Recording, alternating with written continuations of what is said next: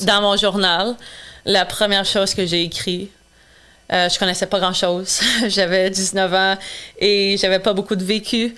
Mais la première chose que j'ai écrit, mon instinct et mon guide, ça l'a toujours été dans ma vie. J'ai écrit « I have a bad feeling about this place ». J'ai pas un bon feeling.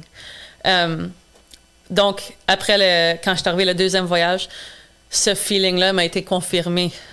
Les enfants avaient confiance. Et ce qu'ils m'ont dit, c'est là que la vie pour moi et beaucoup de gens ont commencé à changer. Donc, les enfants étaient vendus dans le trafic humain. Afin de partager, discuter, apprendre, rencontrer, s'informer et comprendre ensemble sur tous les sujets concernant l'éducation et la famille, bienvenue ici à votre podcast Éducation Famille. Bonjour et bienvenue à votre podcast Éducation Famille. Aujourd'hui, je reçois une personne. Écoutez, si les films de James Bond vous interpellent et vous pensez voir beaucoup d'action dans ces films-là, je peux vous dire que sa vie à elle et son cheminement et ce qu'elle a fait malgré son jeune âge de femme, vous allez voir que ça va être très inspirant et très motivant. Alors, cette dame que je rencontre, cette jeune femme que je rencontre est fondatrice de l'organisme I Am Eshima. Elle a étudié en éducation pour par la suite, après un certain voyage, partir et faire de l'éducation en développement, sa formation en développement international. Elle a 2 enfants, Amani, qui veut dire la paix en swahili, et aussi qui a 6 ans, et Charlie, qui a 4 ans. Alors, je suis très contente de rencontrer Lexis Betty. Merci beaucoup. Ça va bien, Lexis? Oui. Oui, Merci. écoute, j'ai appris, on a parlé de ton histoire. C'est une histoire passionnante, avec beaucoup de dévotion quand même, parce que à travers ton histoire, il y a toutes sortes de choses. Je parlais de James Bond, mais les gens vont comprendre par la suite, parce que moi, c'est vraiment le premier effet que ça m'a fait. Donc, tu es une jeune femme qui étudie en éducation, qui est partie à 18 ans faire un voyage humanitaire. Première question, qu'est-ce qui fait qu'à 18 ans, on a le goût d'aller faire un voyage humanitaire? Mais merci beaucoup de m'avoir ici. Et premièrement, le français, c'est pas ma première langue. Donc, en partant, je m'excuse si je fais des erreurs. Mais je me suis dit, notre zone de confort, c'est jamais où est-ce qu'on grandit. Donc, on dit oui même quand on n'est pas confortable. Non, puis tu sais, moi, j'ai appris quelque chose. Avant, on disait toujours, on va sortir de notre zone de confort. Moi, je préfère dire, on agrandit. Exactement. Alors, tu es en train d'agrandir ta zone de confort. Mais écoute, tu parles très bien français. Je te rassure. Merci. Je vais faire de mon possible. Donc, c'est drôle à cause que ma mère, elle me dit, je me fais souvent poser cette question-là, et ma mère me dit souvent que Lex était toujours à l'intérieur de toi, comme tu étais toujours curieuse. À 6 ans, je la réveillais à 6 heures du matin comme « il y a des enfants qui souffrent. Il faut qu'on fasse quelque chose. On a une grande maison, on a de la place, il faut qu'on fasse quelque chose. » Et quand j'étais en 3e année, notre professeur nous demandait souvent d'écrire dans notre journal. À tous les matins, c'était une question. Donc, cette journée-là, c'était « Qu'est-ce que tu ferais avec $1 million? » Et dans ma tête de 10 ans, j'étais comme « Ah, une solution facile, je vais nourrir le monde au complet. Je vais acheter du riz puis nourrir le monde au complet. » Donc, je pense que c'était toujours à l'intérieur de moi. Par contre, je connaissais personne dans ma vie qui avait déjà fait un voyage comme ça. Et donc, c'était complètement nouveau. Mais ça me stressait aucunement. C'était juste quelque chose... Je savais toujours qu'il y avait autre dans le monde de qu'est-ce que je voyais. Et ça m'intéressait beaucoup. Et c'était pas quelque chose auquel j'ai pensé plus que ça. J'ai juste booké mon voyage, booké mon billet et c'est ça, mon voyage avec l'organisme. Mais je suis partie tout seule. Je connaissais personne. Puis, donc, tu étais rattachée à un organisme qui cherchait des gens. C'est ça, des bénévoles. Des bénévoles. Ils attachaient des bénévoles à des organismes locaux dans différents pays au monde. Puis ta mère réagit comment quand elle sait que sa fille de 18 ans... moi, j'ai une de 23, là, puis je me dis, j'aurais été inquiète. Oui. Mais ma mère, c'est vraiment une femme extraordinaire et vraiment unique dans le sens que dans ses méthodes de parents aussi. Elle fait beaucoup confiance. On est 4, 5 en fait. Et elle fait beaucoup confiance à ses enfants, puis nos décisions, puis elle nous laisse apprendre de nos expériences. Elle est toujours là pour nous guider, mais elle nous laisse apprendre. Et je pense qu'en me voyant vieillir, elle savait qu'il y avait quelque chose à l'intérieur de moi. Et je pense pas qu'elle voulait bloquer ça. Mais en tant que mère, moi-même, je sais que je peux même pas m'imaginer comment c'était difficile à dire oui, même si je suis très confiante qu'elle avait la chienne, elle aussi. Ben oui. Et j'avais 19 ans. Et elle m'a eu quand elle avait 19 ans. Donc, ça a été son voyage à elle. Beaucoup d'émotions pour elle aussi. Là. Ben oui, certainement. Ouais. Elle aussi, c'était quelque chose d'avoir un enfant de 19 ans.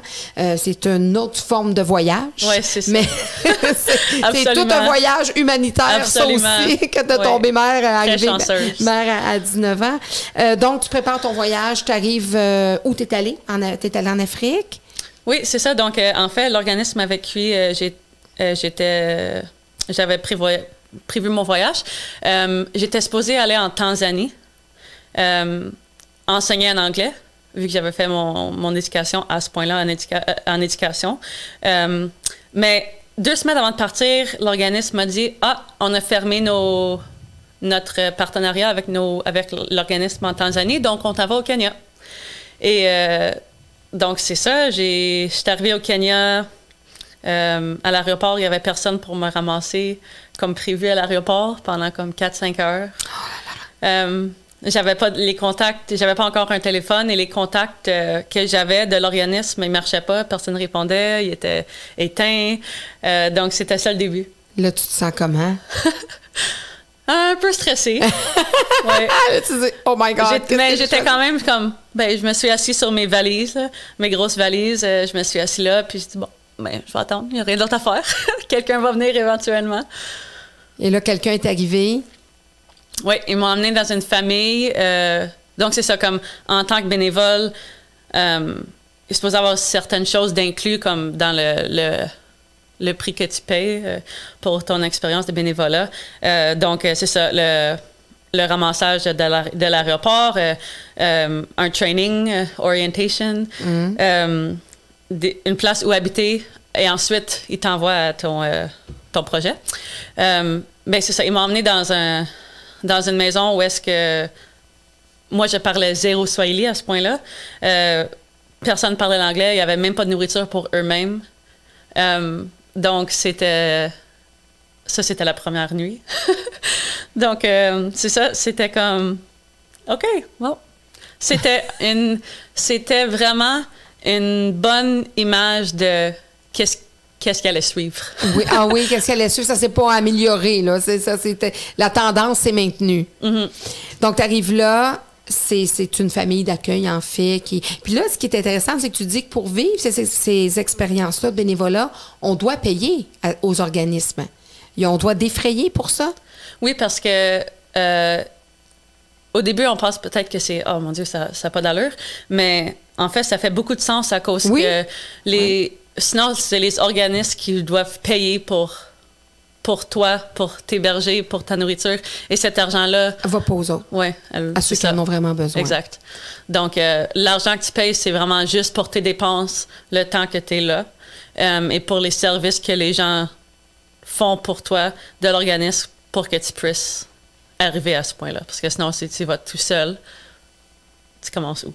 Non, c'est ça. Ça fait qu'au moins, il y a un certain encadrement là, qui est un petit peu... supposé être là, oui. Qui est supposé être un peu boiteux, à ce que je comprends. Donc, tu arrives dans la famille, donc tu commences, là, on t'amène sur l'endroit du projet. C'était quoi le projet? C'est ça. Donc, ça, c'était où est-ce que j'étais pour les premières nuits. C'était seulement pour 2-3 jours pour un training un peu, si tu veux. Ensuite, je suis allée à ma famille d'accueil qui était écœurante, une famille qui reste proche du projet. Et le projet, c'était un orphelinat pour des enfants de tout âge.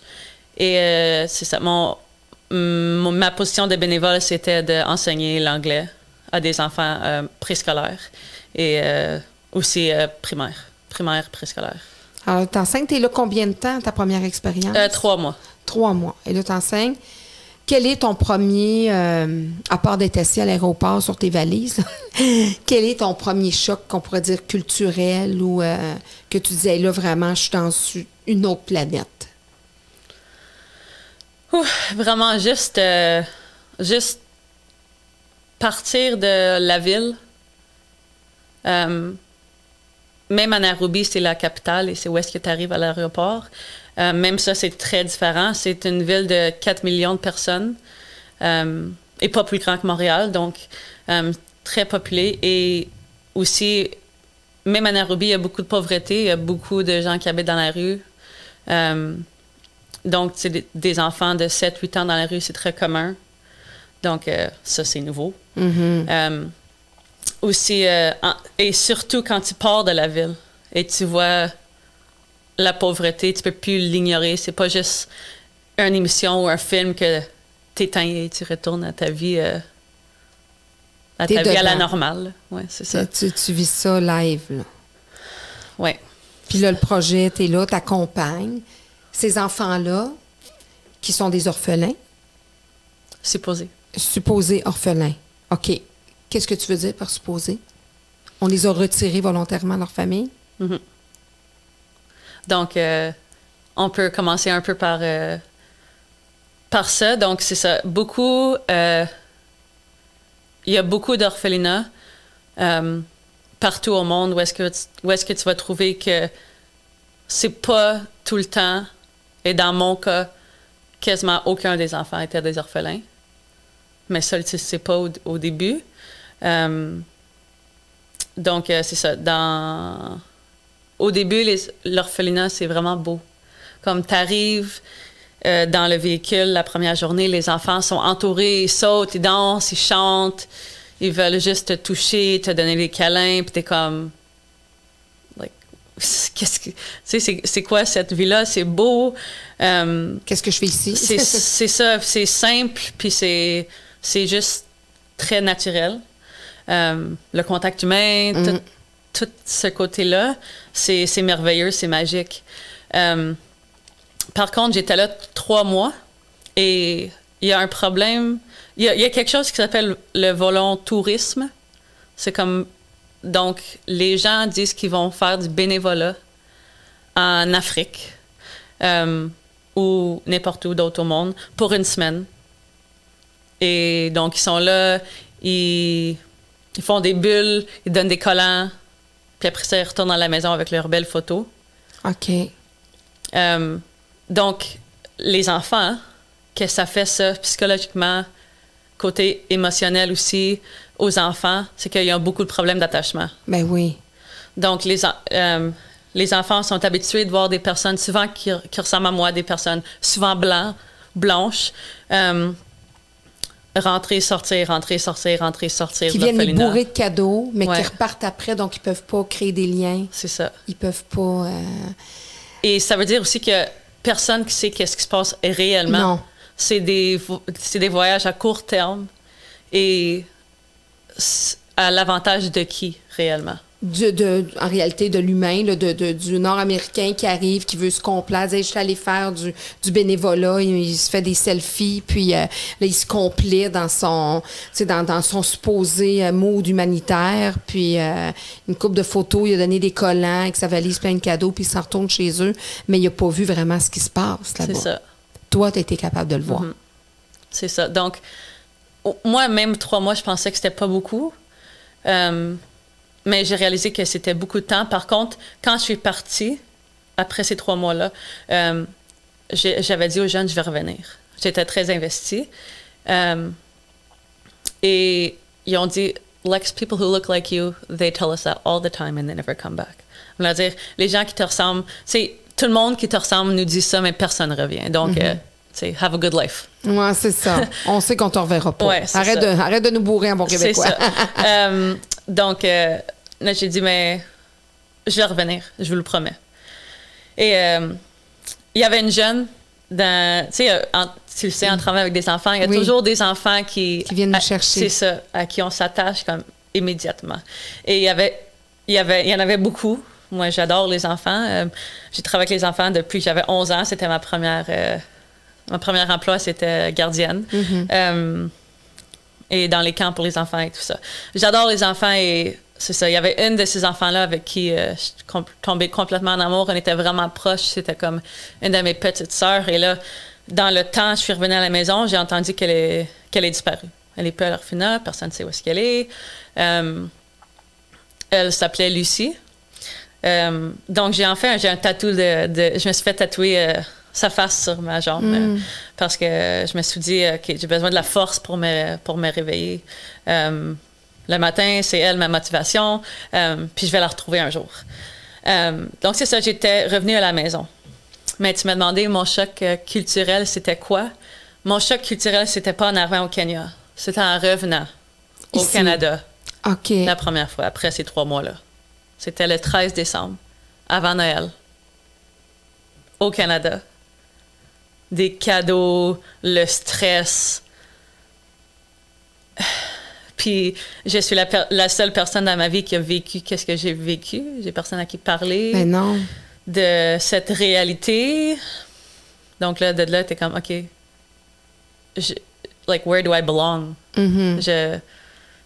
C'est ça, donc c'était très difficile. Tu devais vivre ça seul. Tu peux pas. Puis là, les gens sont dans la frénésie de Noël aussi. The show must go on, mais dans le sens. Donc, OK. Puis là, tu vis ça. Tu sais pas trop comment parler. Et là, tu n'as pas retrouvé la petite fille encore. Tu es revenue ici, puis tu n'as pas retrouvé la petite fille. Donc, c'est ça. Donc, c'est ça. Je voyage, navigue toute cette noirceur que je vis à l'intérieur de moi. Mais en même temps, c'est comme l'accès ferme ta gueule. Tu as tout ce qu'il te faut. Tu as vu la vraie souffrance. Tu n'es pas en train de souffrir. Comme, suck it up.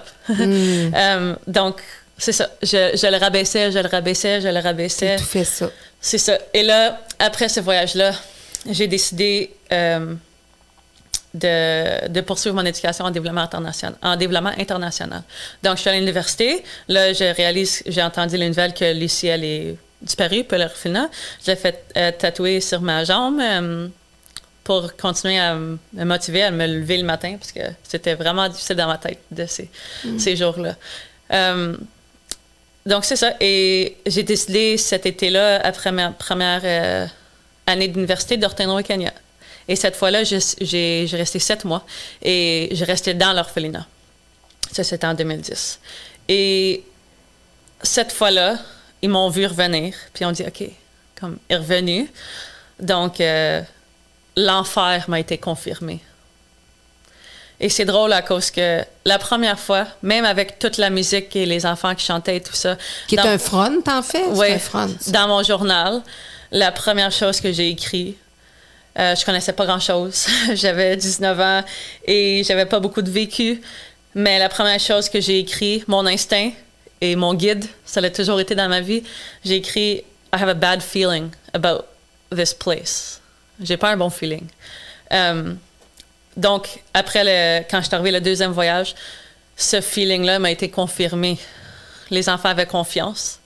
Et ce qu'ils m'ont dit, c'est là que la vie pour moi et beaucoup de gens ont commencé à changer. Donc, les enfants, ils étaient vendus dans le trafic humain, dans l'exploitation sexuelle, prostituées. Il y avait des chambres pleines de nourriture, mais ils n'étaient pas nourris. Des chambres pleines de nouveaux vêtements, mais ils étaient pas habillés, toujours avec les mêmes choses. C'est ça. Puis, et pourquoi? À cause que l'image stéréotype de l'enfant africain vaut des millions de dollars. C'est une business. En fait. C'est une business de penser, d'entretenir ces stéréotypes-là. Puis là, tout à l'heure, tu disais aussi que c'est un orphelinat, mais pas vraiment un orphelinat dans le sens que il n'y a pas un enfant que tu connaissais qui était là, qui avait vraiment perdu leurs parents. Donc, c'est des kidnappings déguisés. C'est des gens qui sont retirés à leur famille ou qui sont enlevés à leur famille avec peut-être toutes sortes de raisons. Mais comment que ces enfants-là arrivent là? Donc, avec tout ça, j'ai commencé à faire... en fait, en ayant toute cette information-là à l'âge de 20 ans, OK, là, j'ai un choix à faire.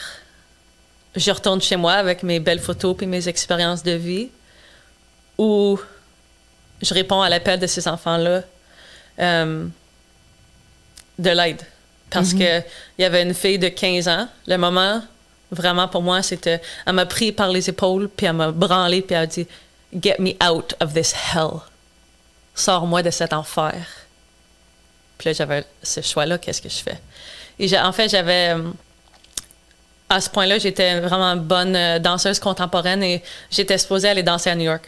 C'était ça que je voulais faire, la danse. Et j'ai décidé de tout lâcher ça et de me battre avec les enfants pour la liberté qu'ils voulaient. Aller sauver des vies. Donc c'était ça. Et la réalité, par contre, c'est que cette orphelinat-là, elle a beaucoup de support local, national, international, des centaines de bénévoles à travers les années qui supportent financièrement et émotionnellement. C'est une grosse sont machine. Investis. Oui, c'est une grosse machine. Et aussi, c'est pas des prêtres, mais oui, they're ministers, their husband and wife, c'est des prêtres. Donc, ils ont le support de toutes les églises, aussi à l'international, national, local. Donc, sont très bien supportés. Donc, les gens ont peur, les enfants ont peur de parler. Par contre, les enfants qui avaient pas peur, qui voulaient vraiment sortir de cet enfer, comme ils ont dit, j'ai commencé à faire des escape plans. Et on les aidait à sortir de là. Et quand ils étaient sortis, je leur disais, guide-moi envers chez toi.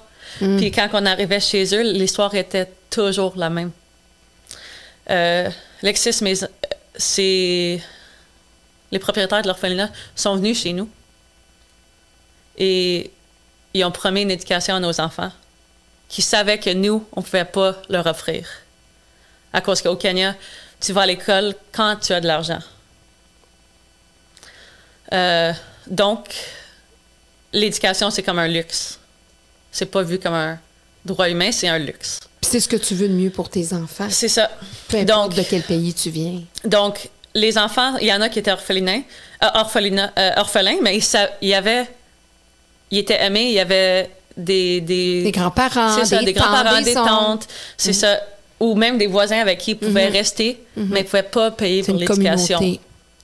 Donc, la passion, le vouloir d'aller à l'école a créé, et pas avoir accès à cette éducation-là, a créé tout cet abus-là.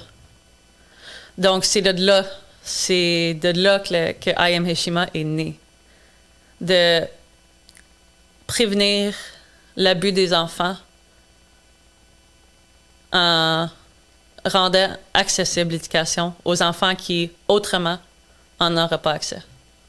Donc, à ce moment-là, toi, tu es là, ces gens-là se racontent, parce qu'il y en a qui ne revoyaient jamais leur famille, ça veut dire? Non, c'est ça, exactement. Ils finissaient par disparaître, soit de la traite des Blanches, qu'on appelle? En fait, il n'y avait pas le droit de visiter l'orphelinat, sauf une journée par année.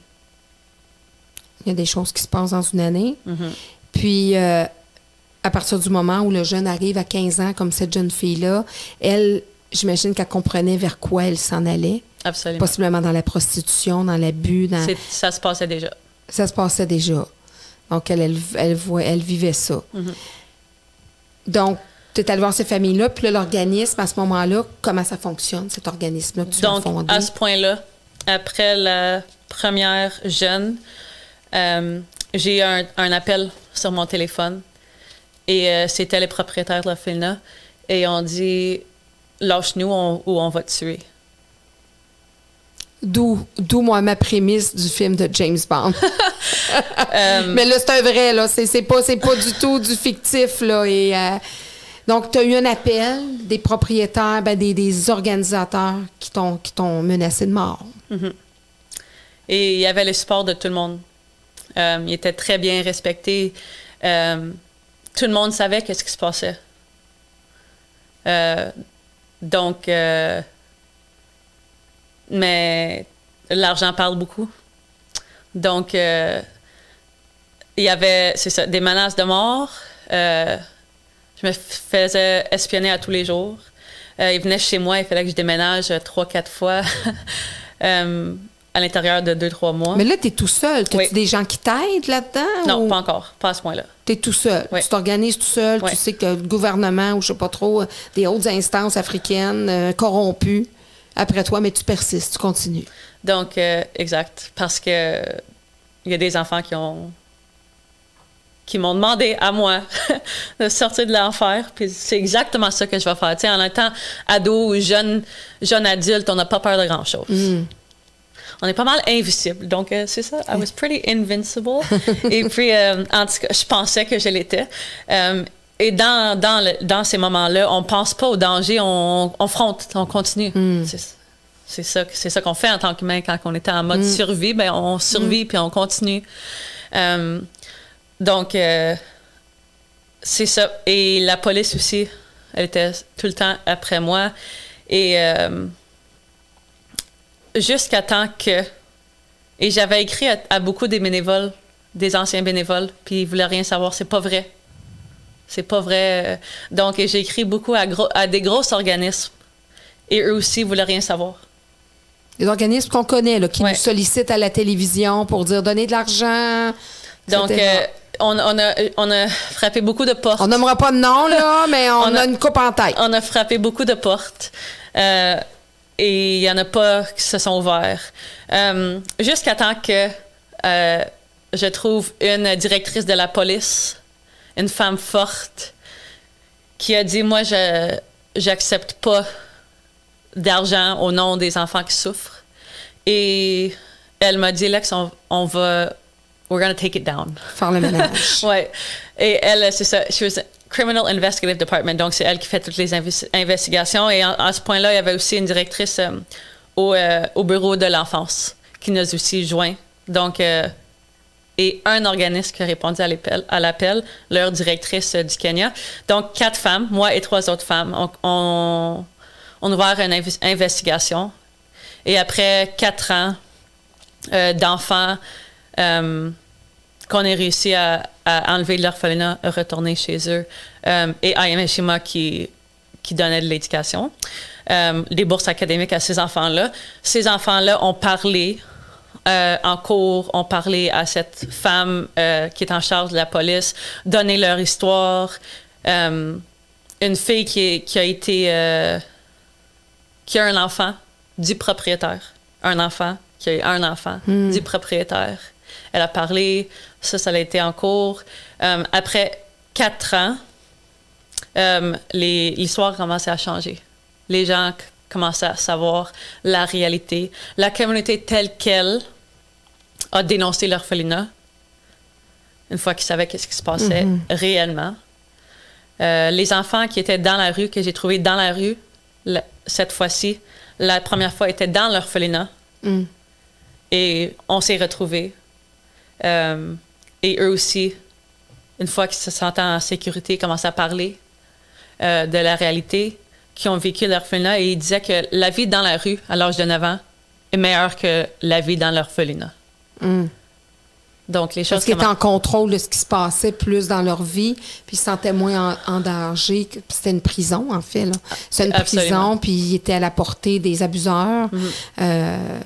Donc, tu fais bouger ces choses-là avec ces femmes-là. Ça a pris 4 ans. 4 Donc, ans. 4 ans où tu fais du in-and-out Québec. Exact. Je suis encore à l'université. Je travaille 3-4 emplois. C'est ça. Donc, je dors pas beaucoup. Et c'est ça. Donc, après 4 ans, l'orphelinat est enfin fermé. Un des propriétaires est en prison. Et ces 180 enfants-là retournent chez eux. Tu vas retourner chez eux. Puis là, ça s'est passé quand, là, dans les années? Ça vient-tu juste de se passer? Non, Non, parce que ça 2014. fait quelques années, 2014, 2014. ça fait une dizaine d'années là, que tu t'es investi. Et là, la fondation continue. C'est ça. Donc, c'était vraiment pas un plan de ma vie, mais comme on le sait, la vie nous amène dans toutes les Il directions. n'y a pas de hasard. Exact. Donc, c'était vraiment pas un plan de ma vie. Au début, c'était juste une crise à laquelle j'ai répondu. Et ça a commencé de là. Ça a commencé en décidant que moi, j'accepte pas un monde où est-ce que les enfants sont abusés parce qu'ils veulent vraiment améliorer leur vie en allant à l'école. Non, non, ça n'a aucun sens. Donc, moi, ça, c'est pas un monde dans lequel que je veux vivre. Et ma famille, ma mère m'a toujours appris de vivre nos valeurs. De pas juste parler, mais de vivre nos valeurs. C'est facile de dire, mais de les sentir puis de faire des actions en lien avec ces principes et ces valeurs-là, c'est une autre chose. D'être qui tu es. Oui. Donc, c'est ça. Donc, c'est vraiment une urgence qui a commencé la fondation. Et de là, ça a grandi. On a commencé avec un enfant. La première enfant qu'on a parrainée? Ben oui, mais la première enfant qu'on a aidé à s'enfuir de l'orphelinat. OK. On a commencé avec elle.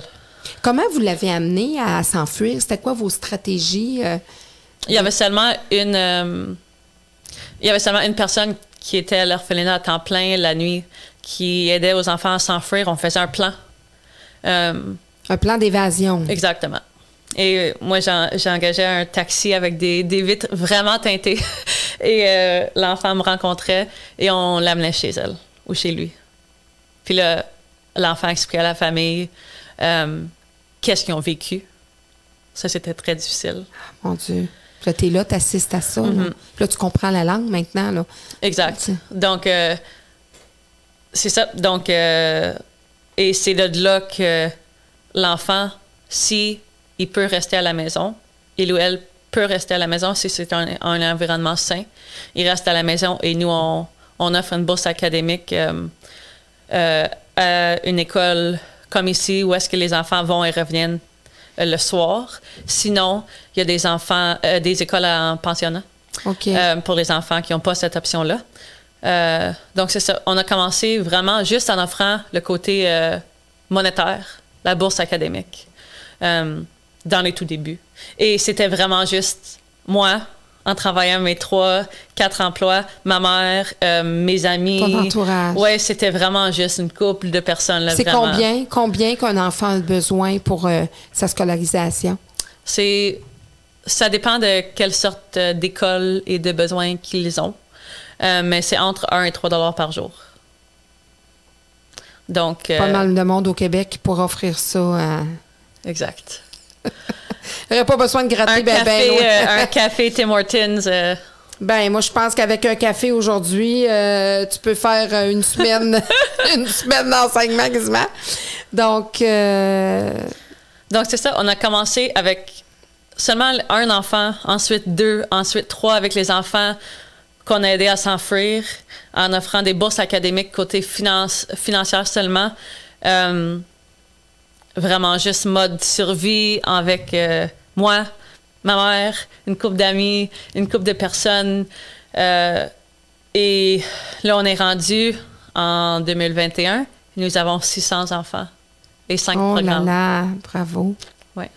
Puis ça, c'est une fierté. Je te vois le sourire. Oui. Jusqu'à vendu. Je les aime. Oui, c'est ça. C'est ça, mais on voit l'accomplissement. On voit vraiment... c'est ça. C'est une réalisation incommensurable. Puis avec toute cette pression-là, du haut de tes 20 ans, qui est poursuivi par des organismes puis des adultes. Tu sais, c'est épeurant. Dans les enfants que tu as sauvés, que tu as ramenés chez eux, est-ce qu'il y en a pour qui ça n'a pas fonctionné? Qu'est-ce que, mettons, qui ne pouvaient pas retourner à la maison? À ce moment-là, vous faisiez quoi? Oui, c'est ça. Donc, c'est pour ça aussi que ça a pris aussi longtemps, à cause que la femme qui travaille pour le bureau de l'enfance, elle devait retracer les familles et aussi, si c'était pas possible, trouver des bonnes institutions où est-ce que ces enfants-là pouvaient aller. Oui, pour pas juste déplacer le mal de place. C'est ça. Donc, ça a pris beaucoup de temps et elle était tout seule à cause qu'il n'y avait personne d'autre qui voulait aider. Se mêler là-dedans. Oui, c'est ça. Donc, elle était toute seule de son côté. Moi, j'étais toute seule de mon côté. La directrice de la police était toute seule de son côté. Donc, ça a pris beaucoup de temps. Donc, c'est ça. Les enfants ont soit été retournés chez eux, si c'était une option, et sinon, ils ont été mis dans des bonnes écoles ou des pensionnats. C'est ça. Pour être capable de... C'est ça. Donc, nous, on a commencé avec les enfants qu'on a aidés à s'enfuir. Et ensuite, on a grandi de là. Donc, de là, notre critère est devenu des enfants qui sont vraiment à risque d'abus. Donc, ils sont dans la rue? Oui, soit dans la rue, des filles à risque de prostitution ou des enfants qui sont simplement dans la pauvreté extrême, qui n'ont pas accès à l'éducation. Donc, et que là, qui vont peut-être, pour faire vivre la famille ou quoi que ce soit, qui vont être pris encore dans... Il y en existe-tu encore, des orphelinats comme ça? Oui. Donc, on a réglé un problème, mais on n'a pas réglé le problème. Non.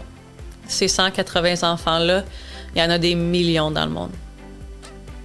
Et ça, c'est difficile aussi à accepter. Parce que c'est très grand ce que vous avez fait, mais de notre côté, tu t'aperçois que c'est une petite goutte. C'est ça.